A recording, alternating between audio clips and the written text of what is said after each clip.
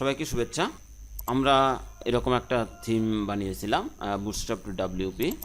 এর মধ্যে কিছু ফাইল আছে, যেই ফাইলগুলো একদম ব্ল্যাঙ্ক। তো এই ফাইলের মধ্যে আজকে কিছু কোড ব্যবহার করব, যেটা গেট বুটস্ট্র্যাপ থেকে নিব। getbootstrap.com এ গিয়ে আমি গেটিং স্টার্টেড এক্সাম্পলে চলে যাব। এখানে কিছু দেখবেন ইউজিং দ্য ফ্রেমওয়ার্ক, অর্থাৎ বুটস্ট্র্যাপ ব্যবহার করে এই ফ্রেমওয়ার্কগুলো বানানো হয়েছে। তো এখান থেকে আমি নিচ্ছি, এখানে একটা ডিজাইন আছে ক্যারোসেল। তো এটা দেখি কেমন। এখানে অনেকগুলোই আছে, আপনারা চাইলে যে কোনো একটা পছন্দ করতে পারেন। এখানে মেনু আছে। আচ্ছা, তাহলে এটাই নেওয়া যায়। এটাতে একটু মানে কিছু উইজেট আছে। যাই হোক, আমরা এটাই নেই। তো রাইট বাটনে ক্লিক করবেন। ক্লিক করে আপনি আচ্ছা কাজ করতে পারেন। সেটা হচ্ছে কিবোর্ড থেকে কন্ট্রোল ইউ প্রেস করবেন। কন্ট্রোল ইউ প্রেস করে, আচ্ছা এরকম তো হওয়ার কথা, কপি ইমেজ অ্যাড্রেস। আচ্ছা, এখানে লেখা থাকে source code, view source code একটা মেনু থাকে, এটা এখানে দেখতে পাচ্ছি না। যেহেতু এখানে নাই, তো কিবোর্ড থেকে কন্ট্রোল ইউ প্রেস করবেন। সেক্ষেত্রে এরকম একটা মেনু চলে আসবে। সরি, মেনু না, ট্যাব চলে আসবে। তো এখানে এই টেমপ্লেটের যেই কোডগুলো ব্যবহার করা হয়েছে সেই কোডগুলো আপনারা এখানে পাবেন। এই যে এখানে আমি কন্ট্রোল এ প্রেস করে সিলেক্ট করলাম এবং কপি, অথবা কন্ট্রোল সি। এরপর আমি আমার থিম ডিরেক্টরিতে গেলাম। এটা আমার থিম ডিরেক্টরি। এখানে গিয়ে আমি index.php-তে এটাকে পেস্ট করলাম। এখন এই কোডগুলো আসলে আরেকটু আপনার ইনডেন্ট করা দরকার। এভাবে কাজ করতে একটু সমস্যা হয়ে যাবে। সেক্ষেত্রে আচ্ছা, কপি তো করা তো আছেই। আমি আবার ব্রাউজারে গেলাম। ব্রাউজারে গিয়ে dartymarkup.com লিখলে হবে, অথবা গুগলে সার্চ করলে হবে। এখান থেকে যেহেতু আমার এই কোডগুলো HTML, তো আমি HTML সিলেক্ট করলাম এবং এখানে পেস্ট করে দিলাম। এরপরে আপনি এটাতে ক্লিনে ক্লিক করেন। এটা সুন্দর ইনডেন্ট হয়ে যাবে। তারপরে এখানে এসে আবার পেস্ট। তার মানে আগের তুলনায় এখন আর একটু ভালো ইনডেন্ট করা আছে। তো এখন এটাকে আমি সেভ করে যদি হোম পেজে গিয়ে, অর্থাৎ আমি আমার যে থিম আছে থিমে আমি যদি এটাকে রান করলে সেক্ষেত্রে মোটামুটি এরকম দেখা যাবে। অনেক কিছু মিসিং আছে, কোনো স্টাইল শিট নেই। তো যাই হোক, এখন এই হোম পেজ থেকে আমি আরও কিছু কোড সিলেক্ট করব। সেটা হচ্ছে যে হেডারের জন্য কিছু অংশ নিয়ে নিতে হবে। এখানে মেনু আছে, তারপরে ক্যারোসেল, এখান one more extra something else here. এখান থেকে ক্যারোসেল শুরু হয়েছে, এই যে ক্যারোসেল। তো ক্যারোসেলের জন্য আলাদা নেই। তো আমি মেনু থেকে নিয়ে এই পর্যন্ত সিলেক্ট করি, অর্থাৎ কাট করে নেই। কাট করে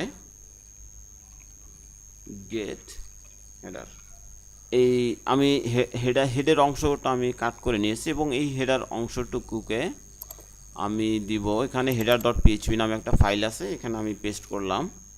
পেস্ট করে এই ফাইলটি যাতে এখানে ঠিকমতো শো হয়, এজন্য আমি গেট হেডার ফাংশনটি ব্যবহার করে এটাকে এই header.php-কে এখানে কল করে নিলাম। এখন যদি আবার রিফ্রেশ দেই হোম পেজকে, তাহলে যদি এই অংশটা ঠিকমতো থাকে তাহলে বুঝবো যে আমাদের ফাংশন ঠিকমতো কাজ করতেছে। হ্যাঁ, এটি ঠিক আগের মতোই আছে। তো এরপরে আমি আবার কোড এডিটরে গেলাম। এখান থেকে আপনি আবার ফুটারে চলে যাবেন। ফুটারের অংশটুকু সিলেক্ট করবেন। সেক্ষেত্রে আমি এই এইচআর থেকেই নিয়ে নিতে পারি। এইচআর থেকে নিয়ে একদম শেষ পর্যন্ত সেভ।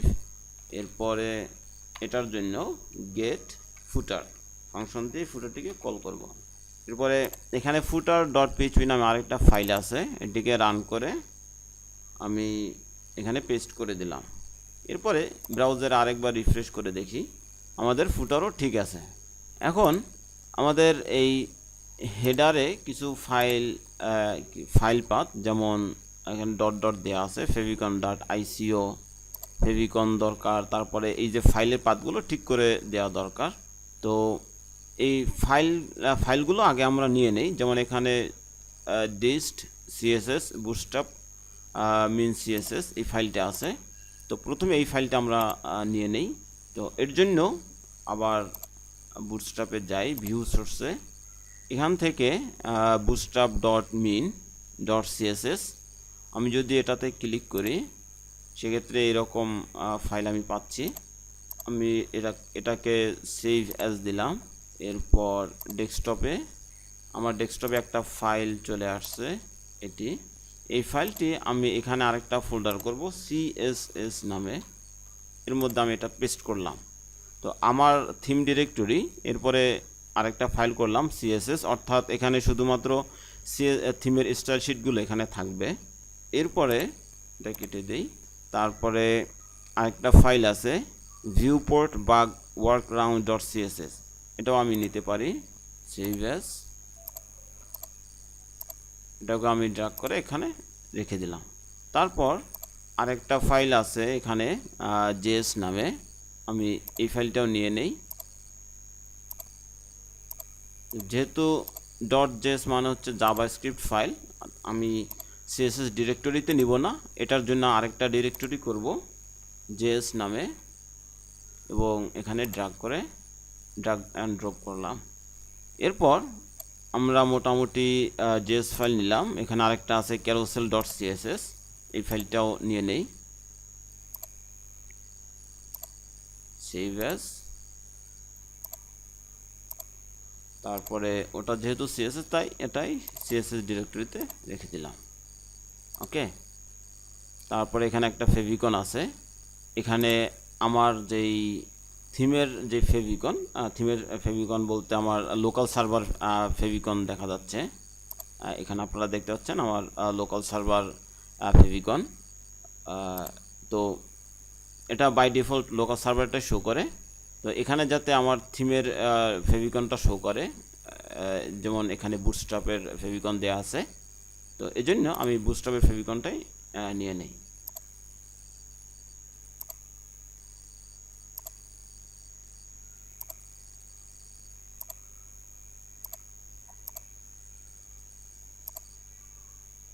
এখানে আমি একটা ডিরেক্টরি করলাম, যেহেতু ওটা ফেভিকনটা একটা ইমেজ, তাই আইএমজি নামে একটা ডিরেক্টরি করলাম, এর মধ্যে ফেভিকনটা রাখবো। এখানে যত ফাইল আছে সবগুলো নিয়ে নিয়েছি। এখন অর্থাৎ আমি হেডার অংশের ফাইলগুলো নিয়ে নিলাম, আর হেডার অংশে নেই। তো এখন ফুটার অংশে আরও কিছু ফাইল পাবো। যেমন এখানে একটা আছে অ্যাসেটস jQuery মিন, অর্থাৎ jQuery ফাইলটি এখানে আছে। চলুন jQuery ফাইলটা আমরা নিয়ে নিই। ফুটারে গিয়ে এখানে আছে সেভ অ্যাজ, সবগুলো একসাথে নিয়ে নেই। এরপরে বুটস্ট্র্যাপ মিন ডট জেএস এখানে, তারপর ভেন্ডর হোল্ডার, এরপর IE10 ভিউপোর্ট বাগ, এটাও আমরা সব জেএস ফাইলগুলো নিয়ে নিলাম। এখন এই জেএস ডিরেক্টরিতে আমরা রেখে দিব। ব্যাস, এখানে যে কয়টা ফাইল আছে আমরা সব ফাইলগুলো কপি করে জেএস ফোল্ডার, জাভাস্ক্রিপ্ট ফাইলগুলো জেএস ফোল্ডারে এবং স্টাইল শিটগুলো সিএসএস ফোল্ডারে রাখলাম। আর এই মেইন যে স্টাইল ডট সিএসএস এই ফাইলটিকে আমি ব্ল্যাঙ্ক রাখবো, এখানে কোনো কোড আমি লিখব না। অর্থাৎ থিমের যত স্টাইল শিট আছে সব স্টাইল শিটগুলো আমি অর্থাৎ সিএসএস ডিরেক্টরির মধ্যে আরেকটা ফাইল করে নিতে পারি। এটার নাম আমি মেইন স্টাইলস দিতে পারি, অথবা অনেকে এটাকে শুধুমাত্র মেইন স্টাইল হিসেবেও দিয়ে থাকেন, শুধুমাত্র মেইন ডট সিএসএস এই নাম দিয়ে রাখেন। তো আমি এটাই দিলাম মেইন ডট সিএসএস। তো এখানে আমার সব কোডগুলো এখানে লিখব, অর্থাৎ এই থিমটাকে স্টাইল করার জন্য যে কোডগুলো আসবে সবগুলো লিখব। আর মেইন যে স্টাইল শিটটা এটাকে ব্ল্যাঙ্ক রাখবো এই কারণে যে আমি কাজ করতে গিয়ে কিছু সমস্যায় পড়ি মাঝে মাঝে। সেটা হচ্ছে যে অনেকে এই মেইন মেইন স্টাইল শিটটাকে ব্যবহার করেন। তো যদি থিমের ফাইলগুলো অনেক হয় সেক্ষেত্রে স্টাইল শিটের সিএসএস কোডগুলো অনেক বেশি হবে। তো পরবর্তীতে যদি ছোটোখাটো কাস্টমাইজেশন, যেমন ধরেন কেউ ফন্ট কালার চেঞ্জ করতে চাচ্ছে অথবা ফন্ট একটু সাইজ বড় করতে চাচ্ছে, এক্ষেত্রে তিনি এই কোডগুলো এখানে লিখবেন। কিন্তু আমি যদি মেইন স্টাইল শিটটাকেই কোড দিয়ে ভরে ফেলি, তো কোডের পরিমাণ যদি বেশি হয়ে যায়, যেমন 15,000 20,000 এরকম যদি হয়ে যায়, সেক্ষেত্রে এই ফাইলটা ড্যাশবোর্ড থেকে লোড হতে অনেক সময় নেয়। অর্থাৎ কখনো লোড হয়, কখনো লোড হয় না, আবার এটাতে কাজ করতে গেলে হ্যাং হয়ে যায়, অথবা একটা ক্লিক করলে দেখা যায় যে এটা অ্যাক্টিভ হতে, কার্সর অ্যাক্টিভ হতে দেখা যায় কয়েক সেকেন্ড সময় নেয়, 5-7-10 সেকেন্ড, বা মানে কখনো মানে বোঝাই যায় না যে আমি আসলে কাজ করতেছি কি করতেছি না, তারপরে সেভ হলো কি হলো না, এটা বোঝাই যায় না। তো এই জন্য সবসময় চেষ্টা করবো, বা এটা গুড প্র্যাকটিস, যে মেইন স্টাইল শিটটাকে ব্ল্যাঙ্ক রাখা, যাতে পরবর্তীতে ছোটোখাটো সিএসএস লেখার জন্য এই ফাইলটাকে ব্যবহার করা যায়। আজকে আমরা এই ফাইলগুলো অর্থাৎ এই ফাইলগুলো আলাদা করে নিলাম। এরপরে আমরা সিএসএস এবং জাভাস্ক্রিপ্টগুলো functions.php-তে অ্যাড করে নেব। তো আজ এ পর্যন্তই, পরবর্তী ভিডিওতে আবার কথা হবে। তো এখানে একটা বিষয়, যে ভিডিওগুলো আসতেছে আপনারা চ্যানেলে সাবস্ক্রাইব করে নেবেন। প্রত্যেকটা ভিডিওর নিচে সাবস্ক্রাইব বাটন থাকে, সেখানে সাবস্ক্রাইব করে নেবেন এবং শেয়ার করবেন। ধন্যবাদ সবাইকে।